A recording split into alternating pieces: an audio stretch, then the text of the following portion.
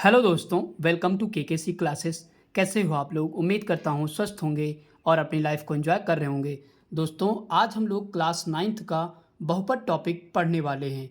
दोस्तों, बहुपद को इंग्लिश में बोलते हैं पॉलिनोमियल्स। ओके दोस्तों किसी भी टॉपिक को पढ़ने से पहले उसकी प्रॉपर्टीज़ जानना बहुत ज़रूरी है। तो दोस्तों, सबसे पहले हम लोग बहुपद की प्रॉपर्टीज़ को पढ़ेंगे, उसके बाद फिर हम लोग एक्सरसाइज लगाएंगे, यानी कि एक्सरसाइज को सॉल्व करेंगे। ओके दोस्तों, तो आइए दोस्तों वीडियो की शुरुआत करते हैं और बहुपद की प्रॉपर्टीज़ को पढ़ लेते हैं।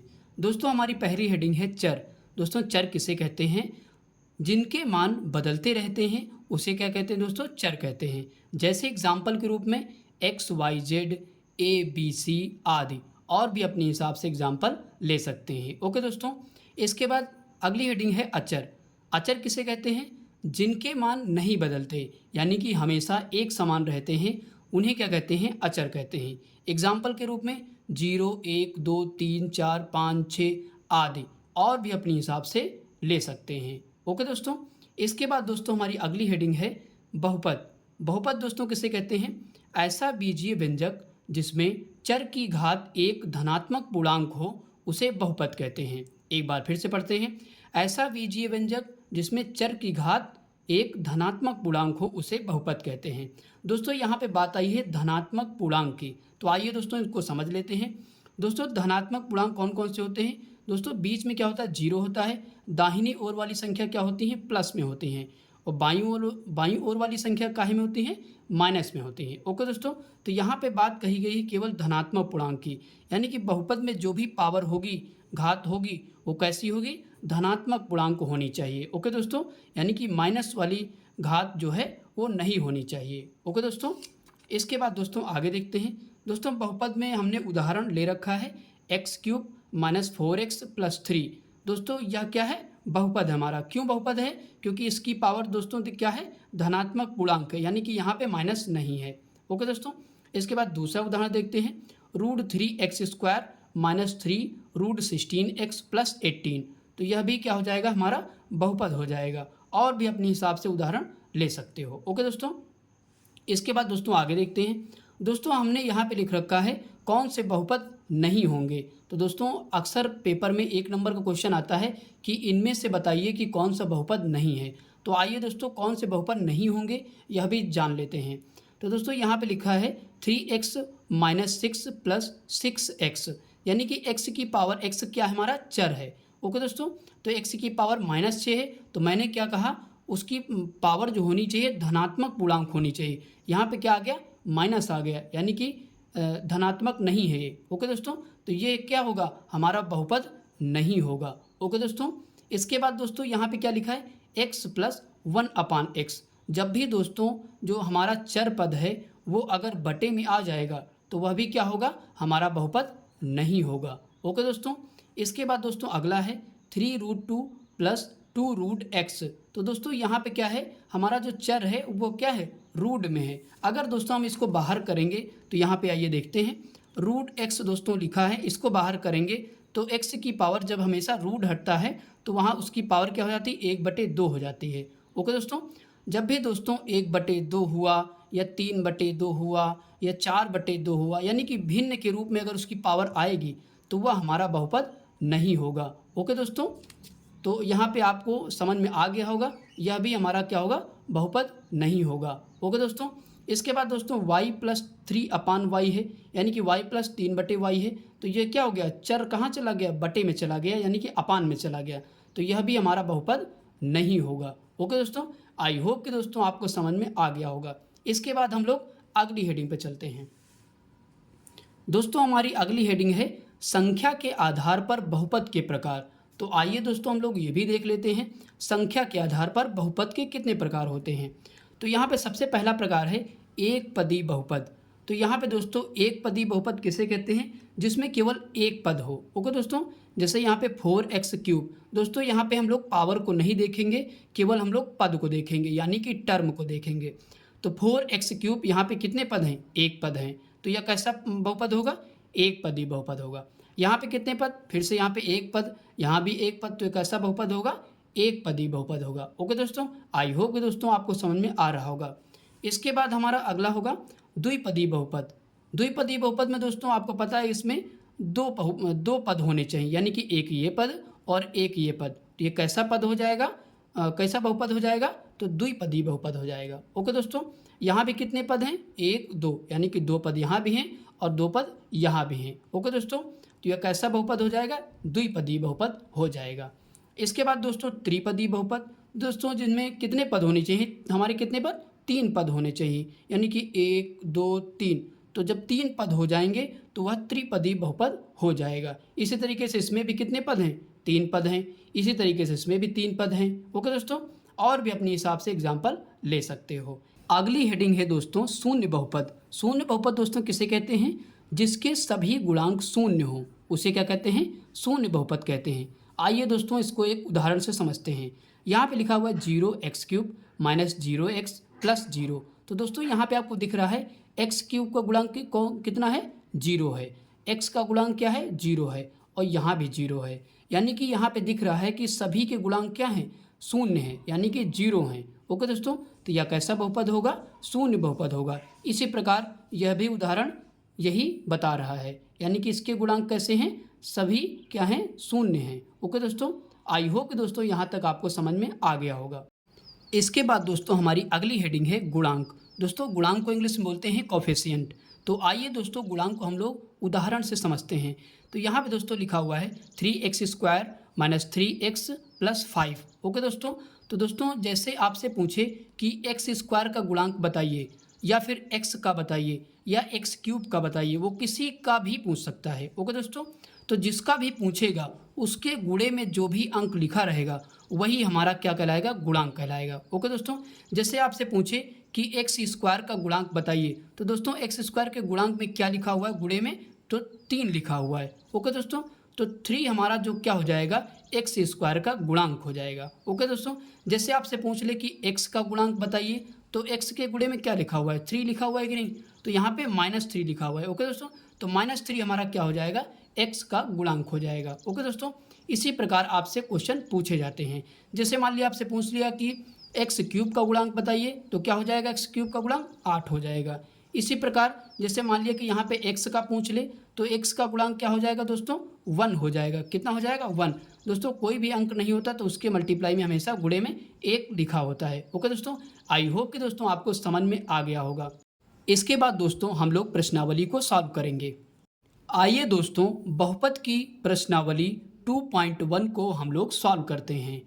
तो यहाँ पे दोस्तों हमारा पहला क्वेश्चन है, निम्न व्यंजकों में कौन एक चर में बहुपद है और कौन नहीं है, कारण के साथ अपने उत्तर दीजिए। ओके दोस्तों, तो यहाँ पे दोस्तों 2 चीज़ें हमसे पूछी गई हैं। पहले तो यह बताइए कि यह बहुपद है या नहीं, और यह इसके कितने चर हैं। ओके दोस्तों, तो यहाँ पे दोस्तों कितने क्वेश्चन हैं इसके अंतर्गत, तो इसके अंतर्गत 5 क्वेश्चन हैं। 5 क्वेश्चन हैं, तो आइए दोस्तों एक एक करके हम लोग सॉल्व करते हैं। यहाँ पे दोस्तों पहला क्वेश्चन है 4x² माइनस 3x प्लस 7। तो दोस्तों ये बताइए सबसे पहले कि यह बहुपद है या नहीं। दोस्तों आपको दिख रहा है x की पावर 2 है, यानी कि हमारी पावर किस में है, प्लस में है, तो यह क्या है, बहुपद है। ओके दोस्तों, अगर यहाँ पे माइनस में पावर होती तो यह बहुपद नहीं होता। ओके दोस्तों, तो क्या लिखेंगे, एक चर में बहुपद। ओके दोस्तों, तो दोस्तों यहाँ पे चर कितने हैं, एक, यह x है और यहाँ भी x है, तो केवल हमारे पास कितने चर हैं, एक ही चर है। ओके दोस्तों, तो यहाँ पे लिख देंगे एक चर में बहुपद है। ओके दोस्तों, इसके बाद दूसरा क्वेश्चन करते हैं। दूसरा क्वेश्चन क्या करें, y² प्लस √2। तो यहाँ पे दोस्तों पावर चर की कितनी है, यानी कि 2 है, यानी कि प्लस में है, तो यह भी हमारा क्या होगा, और चर कितने हैं दोस्तों, केवल एक चर है y, तो यहाँ पे लिख देंगे एक चर में बहुपद। ओके दोस्तों, तो यह क्या है, एक चर में बहुपद है। ओके दोस्तों, इसके बाद दोस्तों तीसरा क्वेश्चन देखते हैं। तीसरा क्वेश्चन लिखा हुआ है 3√t प्लस t√2। ओके दोस्तों, तो यहाँ पे आपको दिख रहा है कि हमारा जो चर पद है वो किस में है, रूट में है। तो दोस्तों मैंने आपको बताया था कि अगर हमारा चर जो है रूट में होगा, मान लीजिए √t यहाँ पे लिखा हुआ है, तो जब हम t बाहर करेंगे तो उसकी पावर कितनी लग जाएगी, 1/2 लग जाएगी, यानी कि 1/2 हो जाएगी। तो यह हमारा क्या होगा, यह हमारा बहुपद नहीं होगा। तो ओके दोस्तों, तो यहाँ पे क्या लिखेंगे, बहुपद नहीं है, तो यहाँ पे लिख देंगे बहुपद नहीं है। ओके दोस्तों, इसके बाद हम लोग क्वेश्चन नंबर चौथा देखते हैं। चौथा क्वेश्चन कह रहा है y प्लस 2/y। दोस्तों यहाँ पे चर कहाँ आ गया, तो बटे में आ गया। तो जब भी दोस्तों हमारा चर जो है बटे में आ जाएगा तो वह भी क्या होगा, बहुपद नहीं होगा। तो यहाँ पे लिख देंगे बहुपद नहीं है। ओके दोस्तों, अच्छी सी राइटिंग में आप लिख लीजिएगा, यहाँ पे लिखिएगा बहुपद नहीं है। ओके दोस्तों, इसके बाद दोस्तों हम लोग पांचवा क्वेश्चन देखते हैं। पांचवा क्वेश्चन है x की पावर 10 प्लस y की पावर 3 प्लस t की पावर 50 यानी कि 50। तो यहाँ पे दोस्तों हमको पहले ये पता करना है कि बहुपद है या नहीं। तो दोस्तों यहाँ पे पावर जो भी लगी हुई है वो प्लस में है, तो ये बहुपद है। ओके दोस्तों, और इसमें चर कितने हैं, एक चर, दो, तीन, यानी कि सब अलग अलग हैं। तो यहाँ पे कितने चर होंगे दोस्तों, तीन चर होंगे। तो यहाँ पे लिखेंगे हम लोग तीन चरों में बहुपद है। ओके दोस्तों, यह जो बहुपद है वो कितने चरों में है, तो तीन चरों में बहुपद है। ओके दोस्तों, आई होप कि दोस्तों आपको सारे क्वेश्चन के समझ में आ गए होंगे। इसके बाद दोस्तों हम लोग क्वेश्चन नंबर दूसरा देखते हैं। दोस्तों क्वेश्चन नंबर दूसरा क्या कर रहा है, निम्न में से प्रत्येक में एक्स स्क्वायर का गुणांक लिखिए। यानी कि आपको किसका गुणांक पता करना है, एक्स स्क्वायर का। तो केवल हम लोग एक्स स्क्वायर को ही देखेंगे। तो यहाँ पे दोस्तों पहला क्वेश्चन लिखा हुआ है 2 plus x square plus x. तो दोस्तों बात किसकी कही गई है, केवल एक्स स्क्वायर की। तो यहाँ पे दोस्तों एक्स स्क्वायर का गुणांक क्या हो जाएगा, एक्स स्क्वायर का गुणांक यहाँ पे इसके मल्टीप्लाई में दोस्तों कुछ नहीं, तो वहाँ पे क्या होता है, हमेशा 1 माना जाता है।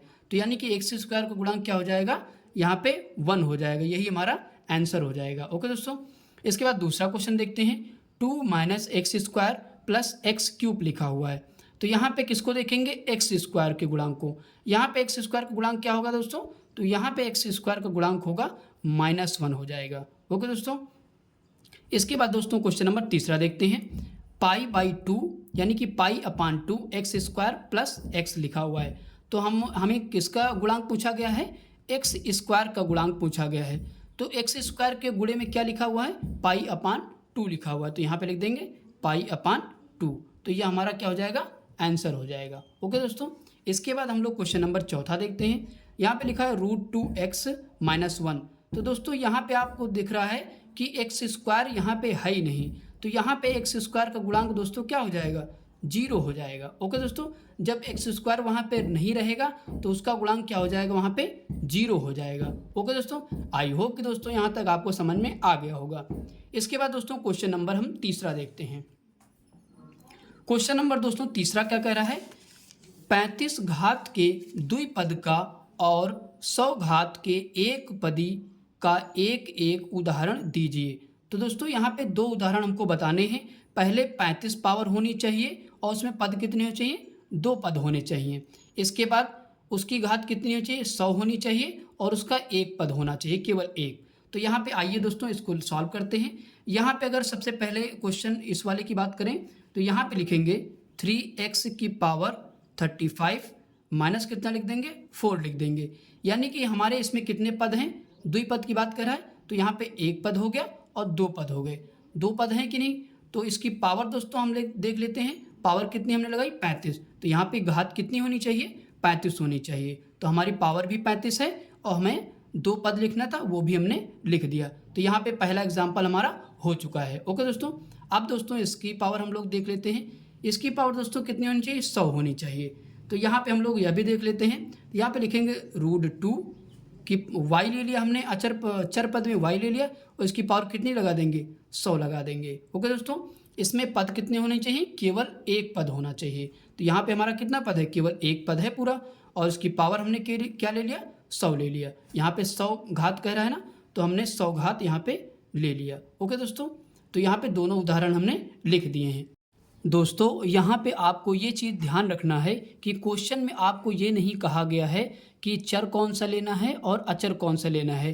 तो अपने हिसाब से कोई भी उदाहरण और भी बना सकते हो। ओके दोस्तों, ज़रूरी नहीं कि यही सेम लिया जाए। ओके दोस्तों, जैसे सपोज दैट मैंने अगर दूसरे हम एग्जांपल यहाँ पे देखें तो यहाँ पे आप दोस्तों यहाँ पे 3 की जगह हम 4 ले सकते हैं और x की जगह y ले सकते हैं। उसकी पावर दोस्तों नहीं बदलनी चाहिए, बस ये ध्यान रखना है।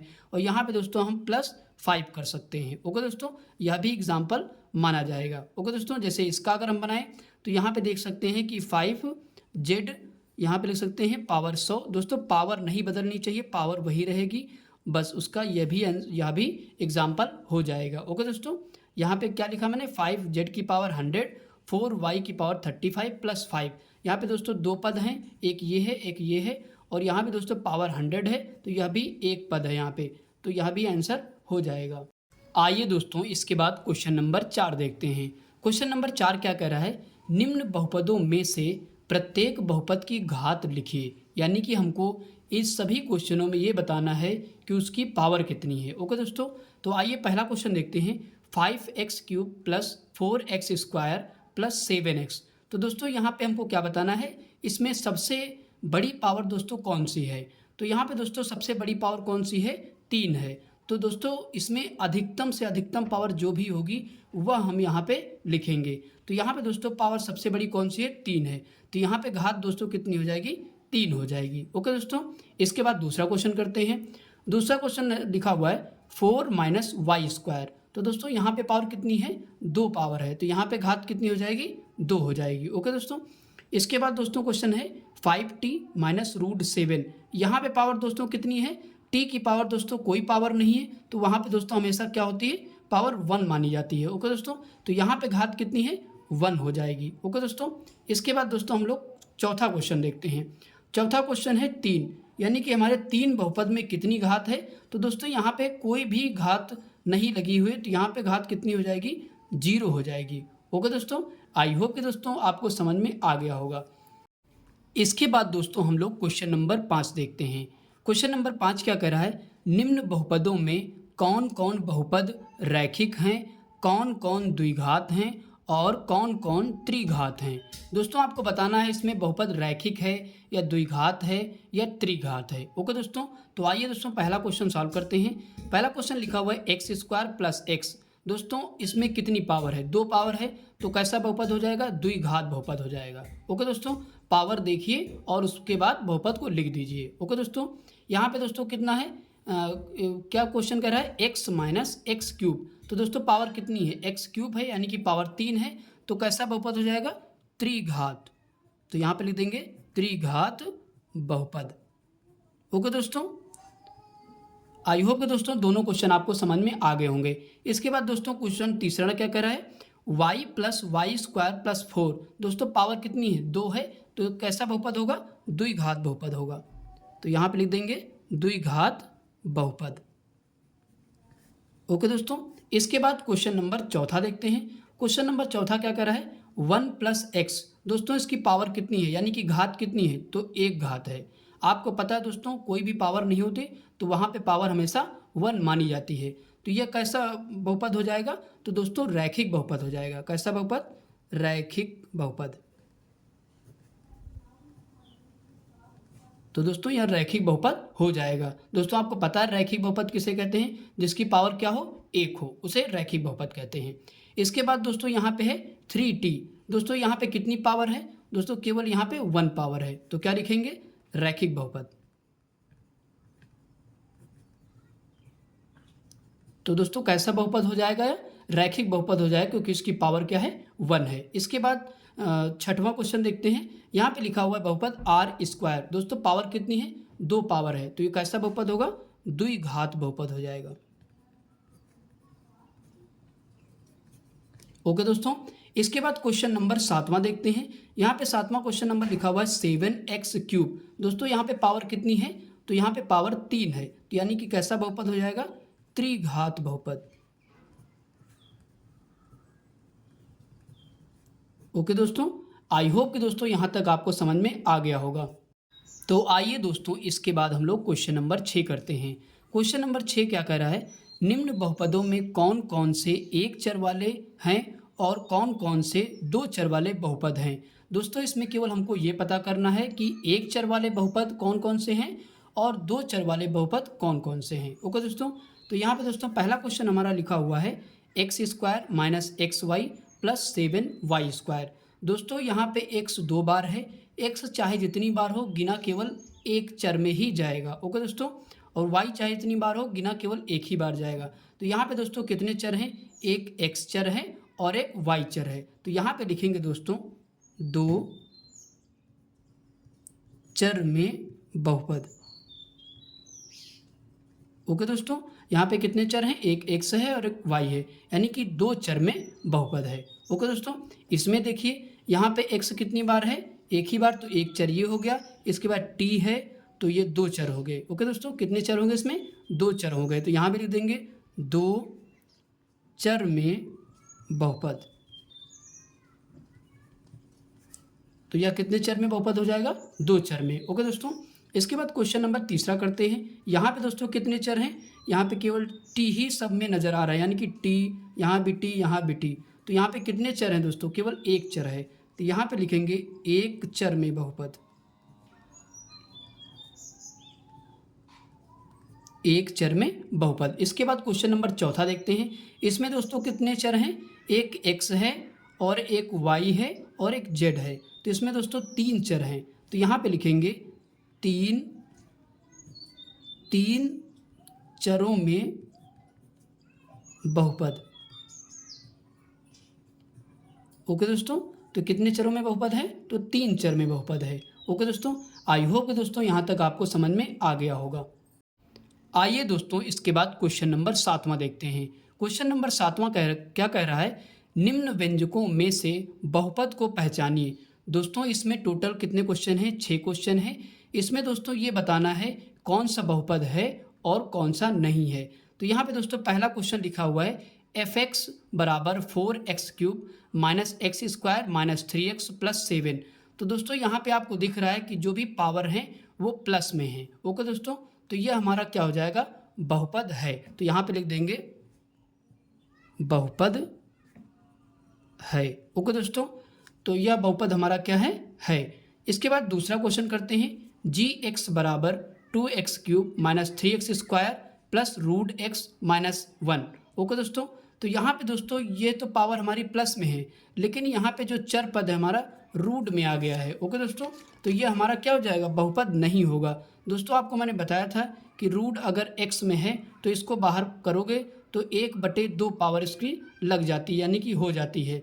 रूट जब हटाते हैं तो पावर कितनी चढ़ जाती है, 1/2 चढ़ जाती है। ओके दोस्तों, तो यह 1/2 होगा, 3/2 होगा पावर अगर उसकी होगी, तो वह हमारा बहुपद नहीं होता है। ओके दोस्तों, तो यहाँ पे दोस्तों लिख देंगे बहुपद नहीं है, यानी कि नहीं लिख देंगे बस। ओके दोस्तों, इसके बाद तीसरा क्वेश्चन देखते हैं, px बराबर 2/3x² माइनस 7/4x प्लस 9। तो दोस्तों यह क्या आपको लग रहा है, बहुपद है या नहीं है। तो दोस्तों यह बहुपद है आपका, क्योंकि इसकी पावर क्या है, प्लस में है, यहाँ भी पावर क्या है, प्लस में है। तो यहाँ पे लिख देंगे बहुपद है। ओके दोस्तों, इसके बाद दोस्तों हम लोग चौथा क्वेश्चन देखते हैं। चौथा क्वेश्चन लिखा हुआ g(x) बराबर 2x² minus 3x plus 4/x plus 2। तो दोस्तों आपको यहाँ पे साफ साफ दिख रहा है कि जो चर है हमारा वो बटे में चला गया। जब भी दोस्तों बटे में चला जाएगा हमारा चर तो वह बहुपद नहीं होगा। ओके दोस्तों, यहाँ पे लिख देंगे नहीं है। ओके दोस्तों, यानी कि हमारा बहुपद क्या हो जाएगा, नहीं है। इसके बाद दोस्तों हम पांचवा क्वेश्चन देखते हैं, h(x) बराबर x की पावर 4 माइनस x की पावर 3/2 प्लस x माइनस 1। तो दोस्तों यहाँ भी साफ साफ दिख रहा है कि x की पावर कितनी हो गई, 3/2 हो गई। तो जब भी दोस्तों 3/2, 1/2, 4/3 यानी कि भिन्न की तरीके से अगर उसकी चर पद की पावर है तो वह कैसा पद बहुपद होगा, तो यानी कि बहुपद नहीं होगा। ओके दोस्तों, तो यहाँ पे लिखेंगे बहुपद नहीं है, या फिर केवल यहाँ पे लिख सकते हो नहीं है। ओके दोस्तों, क्यों नहीं है, क्योंकि उसकी पावर क्या है, बटे में आ गई है। चर की पावर कैसे हो गई, बटे में हो गई, इसलिए वो बहुपद नहीं होगा। ओके दोस्तों, इसके बाद दोस्तों क्वेश्चन नंबर छठा करते हैं। कह रहा है कि एफ एक्स बराबर 2 + 3/x + 4x। तो दोस्तों इसमें साफ साफ दिख रहा है कि हमारा जो चर है वो कहाँ चला गया, बटे में चला गया, यानी कि अपान में चला गया। तो यह भी क्या होगा, बहुपद नहीं होगा। तो यहाँ पे लिख देंगे नहीं है। क्या नहीं है, बहुपद नहीं है। ओके दोस्तों, अपने हिसाब से अच्छी सी राइटिंग में लिख लेना। ओके दोस्तों, आई होप कि दोस्तों यहाँ तक आपको समझ में आ गया होगा। तो आइए दोस्तों इसके बाद क्वेश्चन नंबर 8 देखते हैं। क्वेश्चन नंबर 8 क्या कह रहा है, निम्न बहुपदों में से अचर बहुपद, रैखिक बहुपद, द्विघात बहुपद तथा त्रिघात बहुपद पहचानिए। ओके दोस्तों, तो इसमें दोस्तों टोटल 4 क्वेश्चन हैं। तो आइए दोस्तों हम लोग एक एक को सॉल्व करते हैं। यहाँ पे दोस्तों पहला क्वेश्चन है एफ एक्स बराबर 0। दोस्तों 0 क्या है, अचर पद है या चर पद है? तो आपको दोस्तों हमने शुरुआत में ही बताया प्रॉपर्टीज़ में कि 0 क्या है, अचर पद है। तो यहाँ पे आपको क्या लिखना है, यहाँ पे लिख देना है अचर बहुपद। ओके दोस्तों, यह कैसा बहुपद होगा, अचर बहुपद होगा। ओके दोस्तों, इसके बाद दूसरा क्वेश्चन देखते हैं। क्योंकि दोस्तों आपको पता है यहाँ पे एक्स वाई जेड नहीं लगा हुआ है, तो इसलिए ये क्या होगा, अचर होगा। ओके दोस्तों, अगर ये लगा होता तो चर हो जाता। इसके बाद दोस्तों क्वेश्चन नंबर दूसरा देखते हैं। क्वेश्चन नंबर दूसरा क्या कह रहा है, जी एक्स बराबर 2x³ - 7x + 4। तो दोस्तों आपको इसमें सबसे बड़ी पावर क्या दिख रही है, 3 दिख रही है कि नहीं? तो यहाँ पे क्या कैसा बहुपद हो जाएगा, त्रिघात बहुपद हो जाएगा, त्रिघात बहुपद। ओके दोस्तों, यह कैसा बहुपद है, तो त्रिघात बहुपद है। इसके बाद दोस्तों क्वेश्चन नंबर तीसरा देखते हैं, एच एक्स बराबर -3x + 1/2। दोस्तों यहाँ पे पावर कितनी दिख रही है, जब कोई भी दोस्तों x की पावर नहीं होती तो वहाँ पे क्या मानी जाती है, 1 मानी जाती है। और जब भी किसी की पावर 1 हो जाती है तो वो कैसा बहुपद हो जाता है, तो रैखिक बहुपद हो जाता है। यहाँ पे लिख देंगे रैखिक बहुपद।